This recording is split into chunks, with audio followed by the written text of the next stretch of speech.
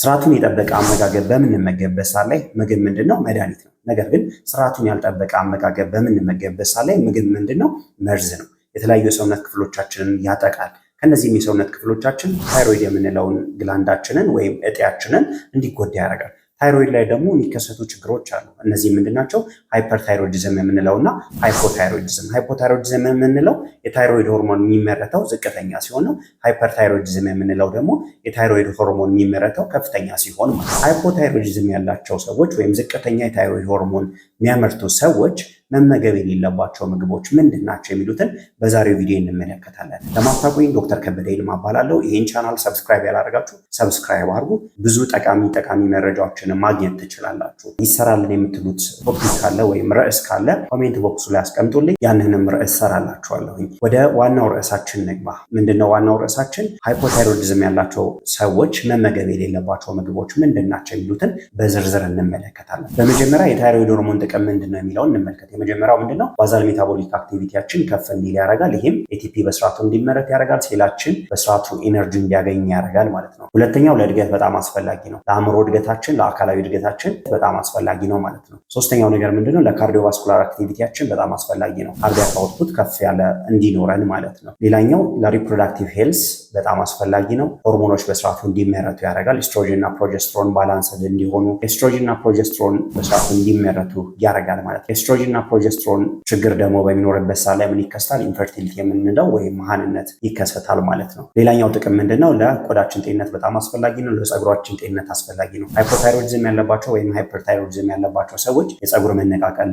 ይገጥማቸዋል። ለጥፍራችን ጤንነት በጣም አስፈላጊ ነው። ለአንጀታችን ጤንነት በጣም አስፈላጊ ነው። አንጀታችን በስርዓቱ እንዲንቀሳቀስ ማለት ነው። አንጀታችን በስርዓቱ ሲንቀሳቀስ ትክክለኛ ተግባሩን ይከውናል። ነገር ግን አንጀታችን በጥሩ ሁኔታ ማይንቀሳቀስ ከሆነ ምን ይከሰታል? ኮንስቲፔሽን ወይም የሆድ ድርቀት ይከሰታል ማለት ነው። ይህም በምን ምክንያት? በሃይፖታይሮይዲዝም ምክንያት። ሃይፐርታይሮይዲዝም በሚኖርበት ሰዓት ላይ ደግሞ አንጀታችን ከልክ በላይ ስለሚንቀሳቀስ ምን ይከሰታል? ዲያሪያ የምንለው ወይም ተቅማጥ ይከሰታል ማለት ነው። አሁን ደግሞ ሃይፖታይሮይዲዝም ያለባቸው ሰዎች መመገብ የሌለባቸው ምግቦች ምንድን ናቸው የሚሉትን በዝርዝር እንመልከት። የመጀመሪያው ምንድነው? ጎይትሮጀኒክ የሆኑ ምግቦችን መመገብ የሌለባቸውም። እነዚህ ምንድናቸው? ብሮኮሊ፣ የአበባ ጎመን፣ ጥቅል ጎመን፣ ሶያ ወይም አኩሪ አተር፣ የአኩሪ አተር ወተቱ ሊሆን ይችላል። እነዚህም መመገብ የሌለባቸው። ይህም ለምንድነው? ታይሮይድ ግላንድ አዮዲንን በስርዓቱ እንዳያገኝ ስለሚያደርጉ ነው። አዮዲን ወደ ታይሮይድ ግላንድ እንዳይሄድ ኢንተርፌር ያደርጋሉ። ስለዚህ እነዚህ ምግቦች የምትመገቡ ከሆነ ሃይፖታይሮይዲዝም ያለባችሁ ሰዎች እያባባሳችሁት ነው የምትሄዱት ማለት ነው። ስለዚህ እነዚህ ምግቦች መመገብ መቻል የለባችሁ። የምትመገቡም ከሆነ በደንብ አብስላችሁ ነው መመገብ ያለባችሁ። በምታበስሉበት ሰዓት ላይ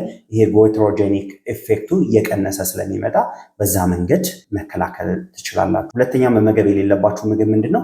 ጤናማ ያልሆነ ስብን አለመመገብ ነው። ለምሳሌ ቺፕስ አለመመገብ፣ ኬክ አለመመገብ፣ የተጠበሱ አሳምቡሳዎችን አለመመገብ፣ ሌሎችም ጤናማ የማይባሉ ስቦችን መጠቀም ከፍተኛ የሆነ ጉዳትን ያስከትላል። ይህም ለምንድን ነው? ታይሮይድ ሆርሞን በስርዓቱ እንዳይመረት ስለሚያደርግ ነው። ታይሮይድ ሆርሞን በስርዓቱ ካልተመረተ ደግሞ ብዙ የሆኑ ችግሮች ቀደም የተመለከትናቸው ስለሚከሰቱ እነዚህን ጤናማ ያልሆኑ ስቦችን አለመጠቀም መቻል አለባችሁ ማለት ነው። እነዚህ ጤናማ ያልሆኑ ስቦች በሌላ ደግሞ ምን ያስከትላሉ?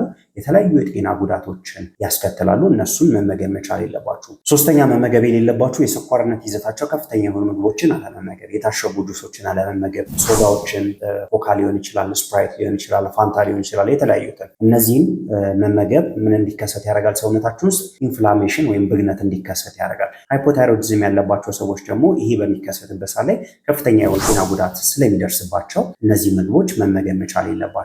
ሌላ እነዚህ ምግቦች ስትመገቡ ምን ትሆናላችሁ? ክብደታችሁ ይጨምራል። እንደምታውቁት ደግሞ ሃይፖታይሮይዲዝም ያለባቸው ሰዎች ክብደታቸው ምን ያለ ነው? ከፍ ያለ ነው። ስለዚህ እሱንም ለመቀነስ ይረዳቸዋል ማለት ነው። ስለዚህ እነዚህ ምግቦች ባለመመገብ ምን ማድረግ ትችላላችሁ? ሃይፖታይሮይዲዝም ጋር ተያይዞ የሚመጡ ኮምፕሊኬሽኖችን ወይም የጎንዮሽ ጉዳቶችን መቀነስ ትችላላችሁ ማለት ነው። አራተኛው ሃይፖታይሮይዲዝም ያለባቸው ሰዎች መጠቀም የሌለባቸው ነገር ምንድነው? የካፊን ይዘት ያላቸውን የተለያዩ ነገሮች። እነዚህ ምንድናቸው? ቡና፣ ሻይ፣ የተለያዩ ኤነርጂ ድሪንኮችን መጠቀም ከፍተኛ የሆነ ጉዳትን ያስከትላል። ጉዳቱ እንዴት ነው የሚከሰተው የሚለውን እንመልከት። እነዚህ መጠጦች በምትጠቀሙበት ሰዓት ላይ መድኃኒቱ በስርዓቱ ወደ አንጀታችሁ እንዳይመጠጥ ያደርጋል። በምን ምክንያት? በካፊኑ ምክንያት ማለት ነው። ስለዚህ እነዚህን ካፊኖች የምትወስዱ ከሆነ አትሊስት ምን ማድረግ መቻል አለባችሁ? የምትወስዱትን የካፊን መጠን መመጠን መቻል አለባችሁ። ሌላኛው ነገር ደግሞ ካፊን ከመውሰዳችሁ ቡና፣ ሻይ፣ እነዚህ የኤነርጂ መጠጦችን ከመውሰዳችሁ ከ30 ደቂቃ በፊት ወይም ከአንድ ሰዓት በፊት መድኃኒትን መውሰድ ወይም መድኃኒቱን ከወሰዳችሁ ከ30 ደቂቃ ወይም ከአንድ ሰዓት በኋላ እነዚህን የካፌን ይዘት ያላቸው መጠጦች መጠጣት በጣም አስፈላጊ ነገር ነው። እሱም ማታረጉ ከሆነ ከፍተኛ የሆነ የጤና እክል ይገጥማችኋል ማለት ነው። አምስተኛው ማድረግ የሌለባችሁ ነገር ምንድን ነው? ግሉተን ያላቸውን ምግቦች አለመመገብ ነው። ስንዴ፣ ገብስ፣ ሌሎችንም የግሉተን ይዘት ያላቸውን ምግቦች አለመመገብ ነው። ይህም ለምንድን ነው? ለምሳሌ ሃይፖታይሮይዲዝሙ የመጣው በሃሽሞቶስ ታይሮይዳይተስ ከሆነ ይህ ምንድነው? አውቶኢሚዩን ዲዚዝ ነው። አውቶኢሚዩን ዲዚዝ በሚሆንበት ሰዓት ላይ እነዚህን ግሉተን ፍሪ ያልሆኑ ምግቦችን ወይም ግሉተን ያላቸውን ምግቦች በምትመገቡበት ሰዓት ላይ ችግሩን እያባባሳችሁት ነው የምትመጡት ማለት ነው። ስለዚህ ፓስታ አለመመገብ፣ ዳቦ አለመመገብ፣ ቢራ አለመጠጣት፣ ሶፊ ማልት የምንለውን አለመጠጣት ይህንን ሪስክ ለመቀነስ ወይም ይህንን ጉዳት ለመቀነስ ይጠቅማቸዋል ማለት ነው። ሃሽሞቶስ ታይሮይዳይተስ ያለባችሁ ሰዎች እነዚህ ምግቦች መመገብ መቻል የለባችሁም ማለት ነው። ስድስተኛው ማድረግ የሌለባችሁ ምንድነው? አልኮል አለመጠጣት ነው። አልኮል በምጠጡበት ሰዓት ላይ ምንድነው የሚከሰተው? መድኃኒቱ በስርዓቱ ተሰባብሮ ለተፈለገው ተግባር እንዳይውል ነው የሚያደርገው። አልኮል ምንን ስለሚጎዳ? ጉበትን በከፍተኛ ሁኔታ ስለሚጎዳ ማለት ነው።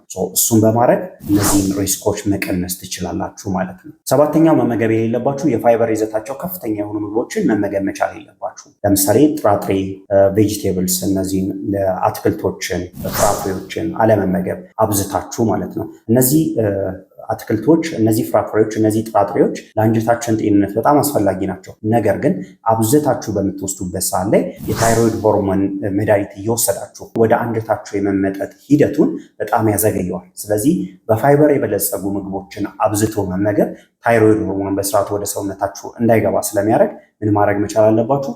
እነዚህ በፋይበር የበለጸጉ ምግቦችን መቀነስ መቻል አለባችሁ ማለት ነው። ስምንተኛው ማድረግ የሌለባችሁ ነገር ምንድን ነው? ፕሮሰስድ የሆኑ የታሸጉ ምግቦችን አለመመገብ ነው። እነዚህም ፕሮሰስድ የሆኑ የታሸጉ ምግቦችን በምትመገቡበት ሰዓት ላይ በውስጣቸው ምን አላቸው? አርቲፊሻል ፍሌቨርስ አላቸው። ፕሪዘርቫቲቭ ወይም ብዙ ጊዜ እንዲቆዩ የተጨመረባቸው ነገር አለ። ሌላ ምን አላቸው? ሶዲየም የምንለው ወይም ጨው አላቸው። ሶዲየሙ ምንድን ነው የሚያደርገው? ሰውነታችን ውስጥ ውሃ እንዲቆይ ያደርጋል። ሃይፖታይሮይዲዝም ያለባቸው ሰዎች ደግሞ ኮምፕሊኬሽን ምን አላቸው? ወይም የጎንዮሽ ጉዳት ምን አላቸው? ሰውነታቸው እያበጠ ይሄዳል ማለት ነው። እነዚህ ምግቦች በምትመገቡበት ሰዓት ላይ ሶዲየም ሰውነታችን ውስጥ እየተከማቸ ነው የሚሄደው።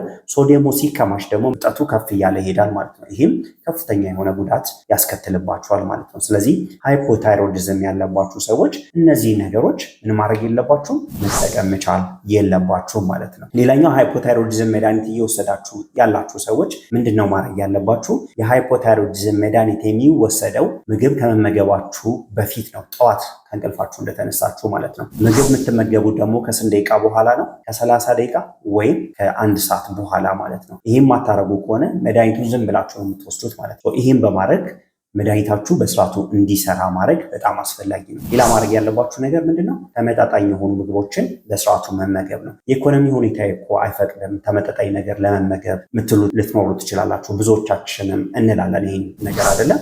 ቤታችን ውስጥ ባለው ነገር ተመጣጣኝ የሆኑ ነገሮችን መመገብ እንችላለን። ራሳችንን ከተለያዩ ጉዳቶች የሚቀንሱልንን ምግቦች ማለት ነው። ይሄን በማድረግ ምንም ማድረግ ትችላላችሁ? ያለባችሁን ጉዳት መቀነስ ትችላላችሁ ማለት ነው። በዛሬው ቪዲዮ የተመለከትነው ነገር ታይሮይድ ሆርሞን ተግባሩ ምንድን ነው የሚለው በስፋት ተመልክተናል። ሌላኛው የተመለከትነው ነገር ምንድነው? ሃይፖታይሮይዲዝም ያላቸው ሰዎች መመገብ የሌለባቸው ምግቦች ምንድን ናቸው የሚሉትን በስፋት ተመልክተናል። ጥሩ መረጃም እንዳገኛችሁ ተስፋ አደርጋለሁ። ለማታውቁኝ ዶክተር ከበደ ይልማ እባላለሁ። ይህን ቻናል ሰብስክራይብ ካላደረጋችሁ ሰብስክራይብ አድርጉ። አብራችሁኝ ስለነበራችሁ ከልብ አመሰግናለሁ። ሰላም ቆዩልኝ። ሰላማችሁ ይብዛ።